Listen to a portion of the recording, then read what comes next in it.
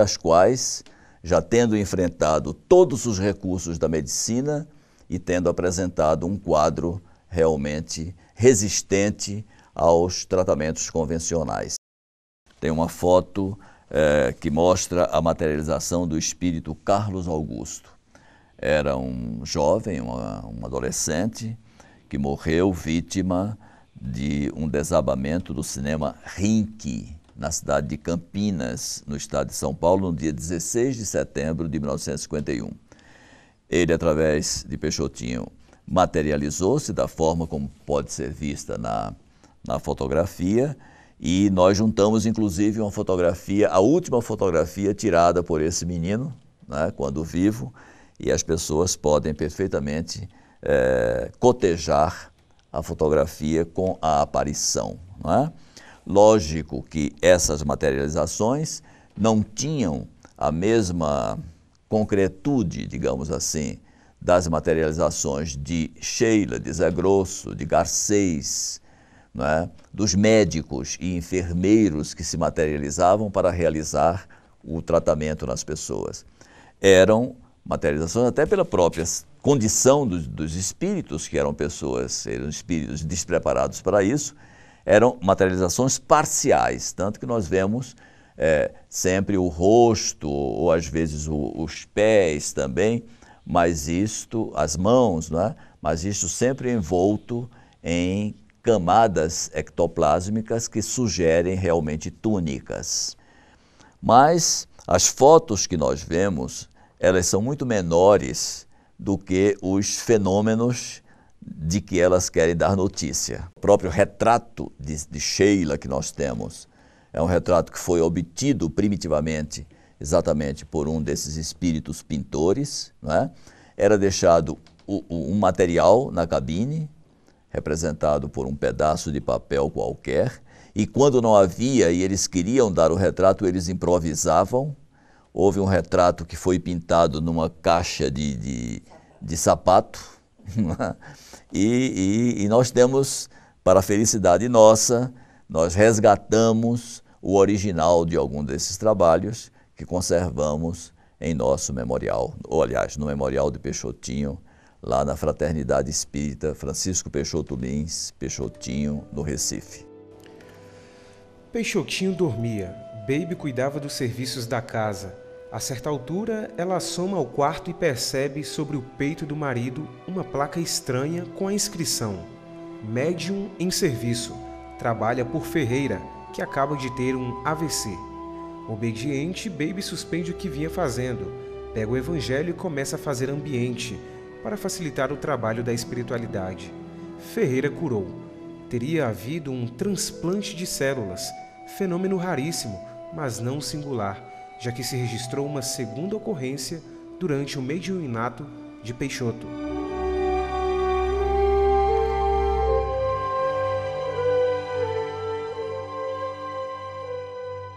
Era geralmente assim, né? Agora surgia Dr. Bezerra, que vinha com seu gorrinho, com seu bastão, né? Mas desse jeito, iluminados, que você via a fisionomia, que você sentia a sua presença. Eu me lembro até quando eu tinha uns 8, 9 anos, na escola, a professora falou em José do Patrocínio, o tigre da abolição. E eu, meio exibida, disse logo: eu conheço, eu conheço. E ela foi me perguntar, ele é amigo de meu pai, materializou lá em casa. E José do Patrocínio tinha dito realmente lá numa reunião que ele ia reencarnar. E eu queria contar essa novidade, porque eu achava que a casa de todo mundo era assim, que todo mundo convivia naturalmente com os espíritos, né? A presença tinha os espíritos mais afetivos ou mais afinizados com cada um de nós tinha o seu espírito mais afim, né? Outro foi José Grosso também, que era um espírito muito íntimo da nossa família, era assim, às vezes materializava o abraço, a forma como me abraçava, era de me botar assim no colo, no ar, minhas pernas ficavam no ar. e rodava comigo como aquela saudade enorme. Tinha a voz direta, que era a voz do espírito mesmo, né? No André Luiz, meu pai não entendia nada de música, pelo contrário, lá em casa ninguém pode nem cantar, porque apavora o povo. E Sheila dava a letra e a música. Vários hinos do André Luiz tem a letra e música de Sheila. E a música era dada, ele botava o papel pautado musical, né, aquele papel, e Sheila escrevia a música como escrita direta, em plena reunião, no escuro, porque essa reunião era totalmente no escuro. Davam mensagens, davam receitas, curavam. Isso já com meus 11, 12 anos, André Luiz, Bezerra de Menezes, o Zé Grosso, isso todo domingo à tarde acontecia lá em casa.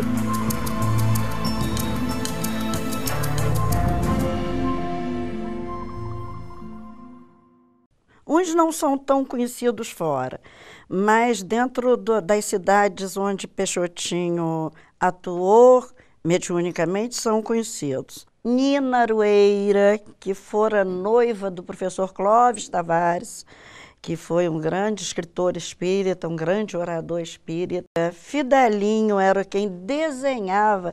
Nós conhecemos muitos espíritos que foram desenhados na cabine por Fidelinho. Tongo foi um espírito, era um japonês, que desenhava o rosto dos demais espíritos. Sheila é conhecidíssima hoje até fora do Brasil. Em Macaé, a cidade inteira sabia que era uma cidade pequena, comentava, porque principalmente quando apareceu a Sheila, que não apareceu com esse nome Sheila, apareceu com o nome Seila. Nós estávamos em guerra com a Alemanha e qualquer nome em alemão geraria inquérito. Então, a Sheila assinava Seila. Daí eu ter uma irmã nascida nessa época que tinha nome de Seila, em homenagem a esse espírito, que só passou a assinar Sheila depois do fim da guerra. Dona Maria José Leite, que era casada com... Nessa época ele era capitão. Ela foi numa reunião no André Luiz, já eram espíritas, e ela pediu a Sheila, que ela tinha muita vontade de engravidar e não conseguia, né, ter filhos. E chorou, né, na reunião. Aí Sheila disse para ela: uma mãe chorando por um filho e tantos filhos chorando por uma mãe. E ela foi embora para o Rio Grande do Sul, foi transferido. Ela já voltou do Rio Grande do Sul com o nenê que ela teve lá e com uma que ela adotou. Passou no Rio, a mãe gostava muito dela, ela ia muito lá na nossa casa, no Rio, na Fortaleza São João. Depois ela foi para Fortaleza e fundou o Nosso Lar em Fortaleza, que ela tinha filho de mês em mês, porque botavam na porta e os primeiros ela registrou como filhos, mas depois não pôde mais, porque todo mês ela ia registrar, né? E ela criou bem umas 300 crianças lá no Nosso Lar de Fortaleza, uma obra maravilhosa. E há um episódio muito interessante para dar a você a ideia dessa luminosidade, que foi numa das materializações de Sheila. Sheila materializa-se e caminha pela sala. Caminha iluminada e ela é vista caminhando, né? Em determinado momento, ela apaga um pouco e recobra a luz um pouco adiante. Essa reunião parece que foi testemunhada por Chico, não é? Então, ao fim da reunião, um dos participantes, tendo observado essa perda de luminosidade, pergunta, parece que ao próprio Chico, por que aquela perda de luminosidade e a recuperação da luminosidade a seguir. E Chico, então, explica que no momento em que ela perde a luminosidade, ela passava por uma pessoa presente à reunião que não estava devidamente concentrada. Era um homem que estava um tanto, vamos dizer, massacrado por problemas de ordem, parece que econômica ou financeira, e ele não conseguiu se desvencilhar dessas preocupações durante a reunião, nem diante de um fenômeno desse tipo. É quando eu digo a você, o fenômeno às vezes é pouco persuasivo dependendo do estado espiritual da pessoa. Bendita asma que me liberta. Ouvíamos dizer ao fim de cada crise que nos parecia interminável, enquanto guardava no bolso a sua bomba dispineial, que lhe aliviava a crise. Eram horas de muito sofrimento para nós. Lembro-me das convocações que as irmãs mais velhas nos faziam nessas horas para que orássemos juntas. Orávamos sempre, como era de hábito em nosso lar. Sheila foi um espírito que o grupo de Peixotinho, ainda em Macaé, chegou a fazer as orações para Sheila antes de desencarnar. Sheila desencarnou na Segunda Guerra Mundial, não foi na Primeira, foi na Segunda Guerra Mundial, e reencarnou sob a proteção do grupo de Macaé, Grupo Espírita Pedro. Fez a oração para ajudá-la no processo de desencarnação, porque o irmão pediu, o irmão dela já havia sido fuzilado, e pediu para que ela fosse, para que orassem por ela. Inclusive, naquela época, isso foi um fato, porque eles sabiam em Macaé a hora exata em que a Alemanha seria bombardeada. E meu pai era militar, ele não podia saber dessas coisas, né? Mas sabiam pelos espíritos que ela ia desencarnar, e ela foi socorrida imediatamente por causa do clima de guerra, tumultua muito a atmosfera do planeta, e precisava de muita oração pelos méritos dessa criatura. Ela já era uma alma muito iluminada antes de ir para a vida espiritual. O caso mais marcante para o meu pai não foi cura, não teve cura. Foi o caso de uma moça chamada Ledinha, uma moça de situação financeira muito boa, que teve lepra, estava com lepra. E ela chegou no André Luiz, no Rio, e disse que ela dizia à família: se essas manchas que eu tenho no corpo for lepra, eu me suicido. Eu não quero ficar leprosa, eu não aguento ser leprosa. E foi bater lá no André Luiz. No André Luiz, Sheila veio materializada e disse para ela: Ledinha, você tem lepra. Você é doente, você está com a lepra. Mas não pode fugir pela porta do suicídio, porque já é a terceira vez que você vem com essa prova e foge através, né, se suicidando. Olha, eu não estou morta, olha a minha aparência. Mostrou-se para ela, né, toda, né, o meu rosto, o cabelo e tudo, né. Aí Ledinha diz: pode ter certeza que eu não vou me suicidar. Foi para casa, naquele tempo os pais dela, ela tinha recursos, não colocou no leprosário. Construíram um quartinho nos fundos e ela ficou lá. E eu, quando eu ia ao Rio com o papai, sempre o papai telefonava para ela. E uma vez ela disse para papai: Peixotinho, graças a Deus eu já estou cega, porque agora eu não vejo mais a deformidade no meu rosto. Papai considerava isso a maior cura feita pelo intermédio dele, porque foi a cura do espírito, né? E evitou que a Ledinha se suicidasse. O fenômeno mediúnico em si, ele é muito pouco persuasivo.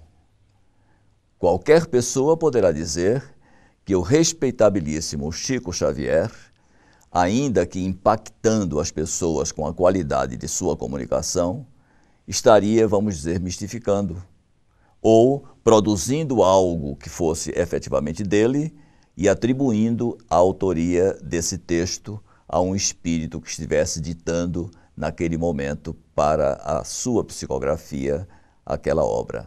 Qualquer pessoa pode dizer. Então, é necessário realmente, para que o fenômeno tenha substância, para que o fenômeno realmente nos emocione, nos impacte de forma positiva, que nós levemos para o ambiente das reuniões uma fundamentação teórica. Era essa a intenção do Sr. Allan Kardec.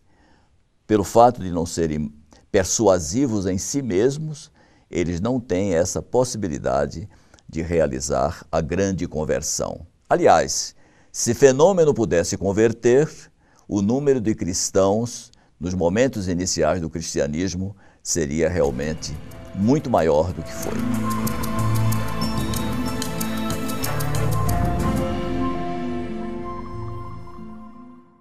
A coisa de maior repercussão foi a materialização de Clarencio. Um dia, Clarencio se materializa numa reunião que foi uma surpresa, ninguém soube, com antecedência. Ele chega com seu cajado, entra na porta entre a cabine e a sala de sessão, faz uma palestra. Houve uma agitação antes, senhor ministro, eles gritam, senhor ministro, vozes de dentro da cabine e que alguém diz, vem alguém importante. O Clarencio faz a palestra dele, por quê? Ele não veio, ele não desceu para essa reunião, não era assim. É explicado depois que ele veio para materializar-se num grupo espírita em alguma parte do planeta.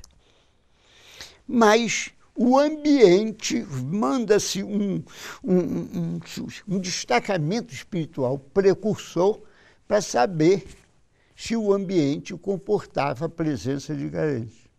E esses que compareceram disseram que o ambiente não estava em condições de receber Clarencio. Como ele já tinha descido, procuraram um ambiente propício e encontrou em Campos, no Araci. Os espíritos disseram, não pensem que vocês vão vê-lo quando desencarná-lo.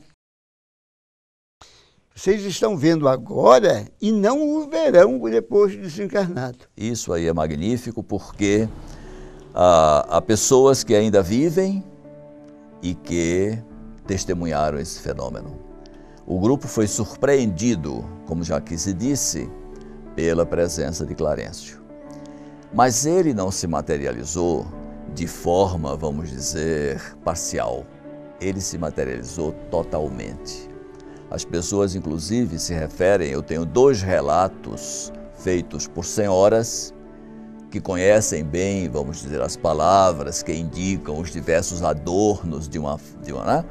E elas dão conta de punhos rendados, de golas, de um manto, realmente, de rara beleza, que foi visto, né, imagino o impacto emocional dessas pessoas. O espírito que apareceu, que mais emoção me causou, foi a presença de Clarencio, ministro do nosso lar. Quando ele apareceu, o salão que ficava às escuras ficou completamente claro, onde víamos todas as pessoas com os mínimos detalhes, porque ficou uma claridade imensa, em pleno salão. E ele apareceu com uma túnica toda em luz, aquela túnica que ia até os joelhos, toda em luz.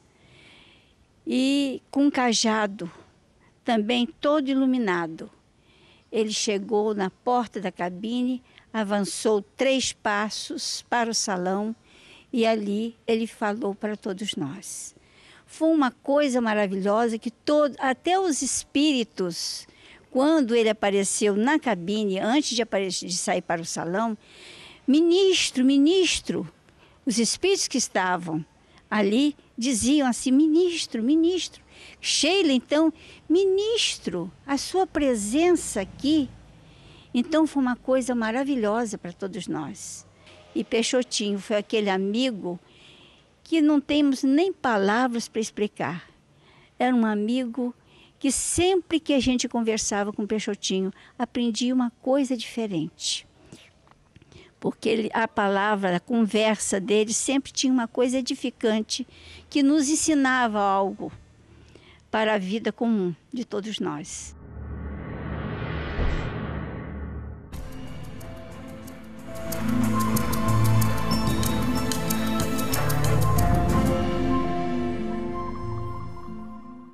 O objetivo desses fenômenos é, numa época em que veio ao mundo 3 medianeiros distintos, Chico Xavier na psicografia, Divaldo Franco na palavra e Peixotinho na mediunidade de efeitos físicos. Então esses 3 elementos são importantes para essa fase de expansão da doutrina espírita, que hoje, naturalmente, graças a esses trabalhos, está numa fase de consolidação.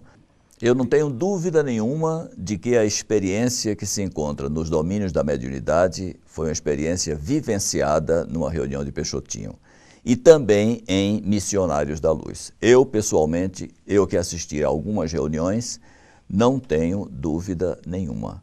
Olha, realmente isso aí é um ciclo. Alguns fazem essa mesma pergunta em relação, por exemplo, à mediunidade de Chico.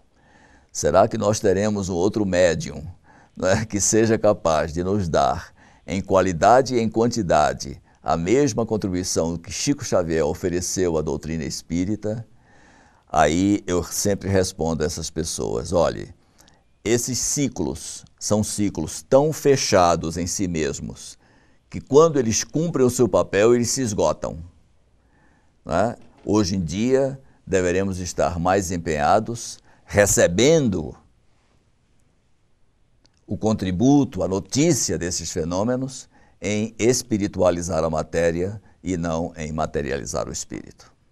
Eu digo sempre, digo aos meus irmãos, às minhas irmãs, nós temos que render muito nessa vida na Terra, porque vai ser muito difícil encontrar um lar, como o lar de Peixotinho e Bebe, que nos eduque desde pequenininhas nessa retidão, nessa visão da vida na Terra com perspectiva de eternidade. Exemplo de vida, foi exemplo de espírita, foi exemplo, para mim, principalmente, é uma lição que eu ainda não consegui aprender muito, porque papai não guardava mágoa de ninguém. Podia fazer com ele o que quisesse, ele estava, não está sabendo o que está fazendo, não. Ele me conhece, ele era desse tipo. E amparado por minha mãe, é como meu irmão e minha irmã disse, ele teve realmente um anjo na vida dele, que foi a minha mãe. A segurança de meu pai era minha mãe. Chico Xavier, conversando com o professor Clóvis Tavares, disse que o Brasil não havia dado o lugar que Peixotinho merecia entre os espíritas brasileiros pela humildade dele. Aí tirou do paletó, nessa ocasião, um retrato e mostrou ao professor Clóvis Tavares uma das vezes que ele foi a Campos. E mostrou ao professor: está aqui o grande medianeiro com quem eu convivi nessa vida. Eu digo sempre, olha, Chico nunca mais voltou a sorrir desta maneira.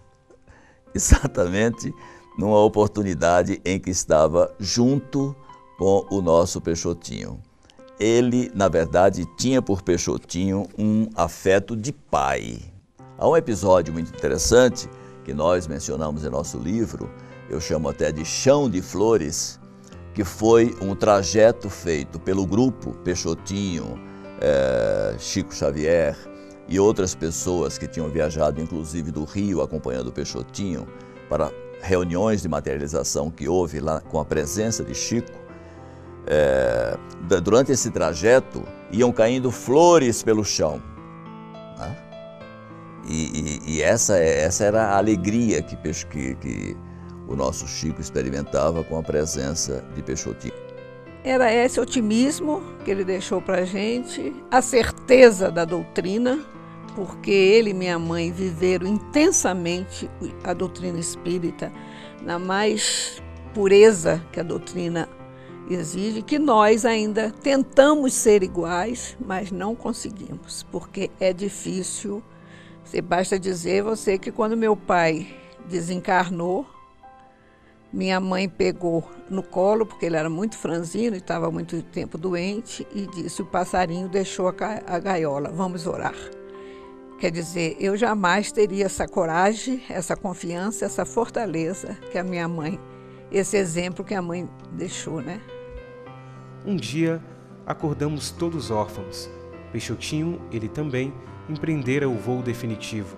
A partir de então, seu grupo passou a ser o outro, de onde nos chegavam pedras, flores, perfumes e sinais de efetivo e nunca terminado amor. Uma das filhas, sensibilidade à flor da pele, começara a experimentar emoção forte que poderia desabar em ataque nervoso, sentimento de perda irreparável, o pai que se ausentava definitivamente. Ante a iminência da explosão nervosa, ele, Peixotinho, que em espírito a tudo assistia, surgiu diante da filha dominada pelo pranto, consolando-a com a última lição. Minha filha, cuidado, não destrua em 1 minuto o que seu pai construiu durante toda a vida.